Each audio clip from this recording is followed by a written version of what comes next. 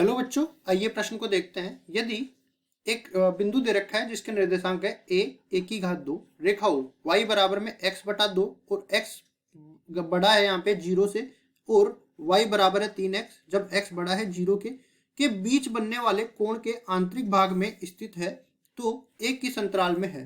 प्रश्न को हल करने से पहले इसकी मुख्य अवधारणा के बारे में चर्चा कर लेनी है। तो यहाँ से देखते हैं हम लोग मुख्य अवधारणा।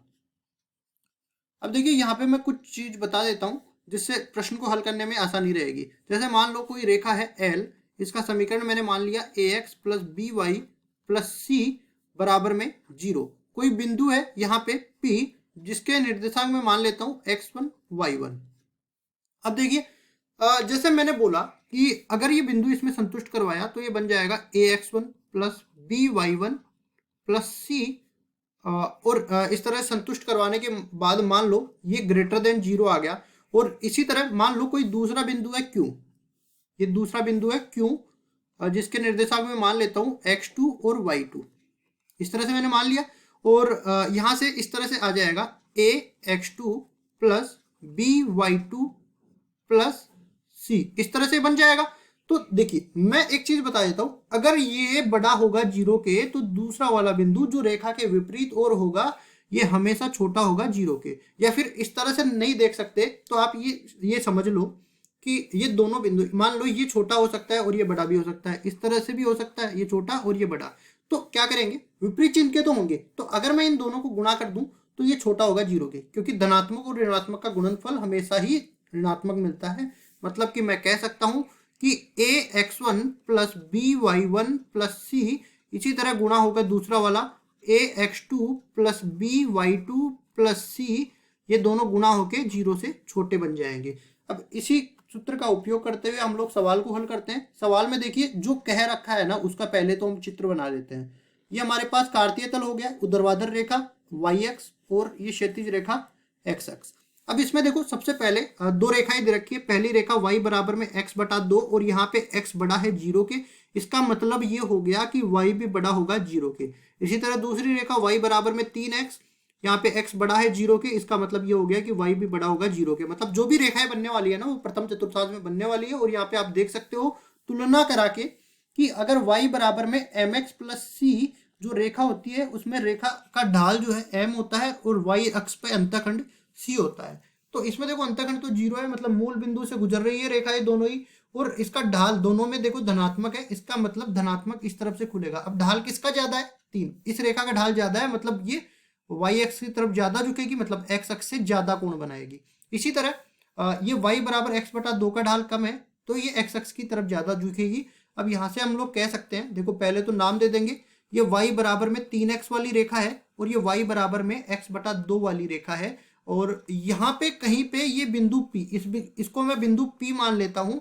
P के निर्देशांक है a की घात 2, ये इन दोनों के बीच में कहीं स्थित है। ये कोण मान लेते हैं हम थीटा के बराबर, मतलब इनके कोण के आंतरिक भाग में ये स्थित है। तो देखिए मैं यहाँ पे कोई बिंदु मान लेता हूँ, जैसे मान लो ये Q बिंदु हो गया और Q बिंदु के कोई भी निर्देशांक मान लेता हूँ। जैसे मैंने ये तो x अक्ष पे मान लिया, तो x अक्ष पे भी मान लो कोई बिंदु हो गया इस तरह से x0। तो इस रेखा के लिए ठीक है, या फिर इस तरह से समझ लो कि ये जो y बराबर 3x वाली रेखा है इसमें P और Q एक ही तरफ स्थित बिंदु है। अगर मैं नीचे की तरफ भी बढ़ा दूंगा, लेकिन ये जो y बराबर x बटा 2 वाली रेखा है ना, इसमें ये P और Q दोनों जो है विपरीत तरफ स्थित हो गए। इसका मतलब ये है कि एक जो है धनात्मक, एक धनात्मक मान देगा, एक ऋणात्मक मान देगा, और इसमें ये दोनों ही धनात्मक मान देंगे। तो क्या कर देते हैं, इस Q को तो मैंने केवल बताया है यहाँ पे, अगर P यहाँ पे है तो एक के विपरीत तरफ होगा, एक के समान तरफ होगा। मतलब कि अगर ये बिंदु इन दोनों रेखाओं में संतुष्ट करा के उनका मान निकाल के उनका गुणनफल करेंगे तो गुणनफल का मान ऋणात्मक अपने पास प्राप्त हो जाएगा। तो देखिए क्या होगी, पहली रेखा अपने पास दे रखी है y बराबर में 3x, तो इधर लेके आएंगे y माइनस में 3x बराबर 0 हो जाएगा। इसी तरह दूसरी वाली रेखा है y बराबर में x बटा 2, इसको भी इधर लेके आएंगे तो ये बन जाएगा y माइनस में x बटा 2। इसको मैं ठीक कर देता हूँ, देखो पूरा ही मैं सही करके लिख देता हूँ, y माइनस में x बटा 2 अपने पास आ जाएगा। अब उसके बाद देखिए अपने पास बिंदु क्या है, बिंदु है a की घात 2। अब ये बिंदु इसमें संतुष्ट करवाते हैं। देखो इसको मैं P1 बोल देता हूँ, या फिर एक काम करो इसको मैं A1 बोल देता हूँ। जब मैं इसको संतुष्ट करवाऊंगा तो ये अपने पास आ जाएगा, यहाँ पे आएगा a की घात 2 माइनस में 3a, और इसी तरह A2 जब इसमें संतुष्ट करवाएंगे तो ये अपने पास आ जाएगा क्या, a की घात 2 माइनस में a बटा में 2। और हमने कहा कि A1 और A2 दोनों का गुणनफल करेंगे तो ये ऋणात्मक के बराबर आने वाला है। तो देखो गुणनफल करके इसको ऋणात्मक के बराबर कर देते हैं, तो ये बन जाएगा a की घात 2 माइनस में 3a गुणा में a की घात 2 माइनस में a बटा 2, और पूरे का जो गुणनफल है वो ऋणात्मक के बराबर आएगा। अब देखो a इसमें से उबनिष्ठ लेंगे, a इसमें से उबनिष्ठ लेंगे, तो a बाहर आ गया, मतलब a की घात 2 बाहर आ गया, यहाँ से a माइनस 3 बच जाएगा और यहाँ से a माइनस में 1 बटा 2 बच जाएगा, और गुणनफल को ऋणात्मक के बराबर करेंगे। अब देखिए हमारे पास जब भी असमीकाएं बन जाए तो उनका हल कैसे करेंगे, पहले तो इनको बराबर में 0 कर देंगे और देख लेते हैं बराबर में 0 करने के बाद a के क्या क्या मान आते हैं। तो यहाँ से देखिए a का मान आ गया 0 के बराबर, a का मान आ गया 1 बटा 2 के बराबर, और a का मान आ गया 3 के बराबर। फिर हम लोग संख्या रेखा का निर्माण कर देते हैं और तीनों बिंदुओं को यहाँ पे स्थापित कर देते हैं।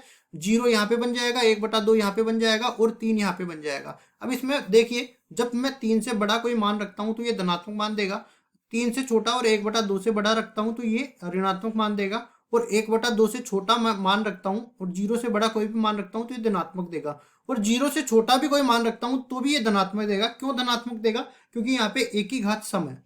अगर यहाँ पे किसी भी एक गुणनखंड की घात सम आ जाती है तो उसमें चिन्ह परिवर्तित नहीं होता है। तो हमें क्या निकालना था, ये ऋणात्मक मान कहाँ देता है, वो अंतराल हमें निकालना है। तो देखिए यहाँ से अंतराल अपने पास हो गया 1 बटा 2 से लेके 3 के बीच में, और यहाँ पे देखिए आप असमीका के चिन्ह के साथ केवल छोटा चिन्ह है, मतलब बराबर का चिन्ह नहीं है, तो अंतराल भी खुला अंतराल आने वाला है, मतलब 1 बटा 2 से लेके 3 के बीच में ये a का मान हो सकता है, और केवल हमें ये अंतराल ही निकालना था। तो 1 बटा 2 से लेके 3 के बीच में जो खुला अंतराल है वही हमारा उत्तर हो जाएगा। आशा करता हूँ ये सवाल आपको समझ में आया होगा। धन्यवाद।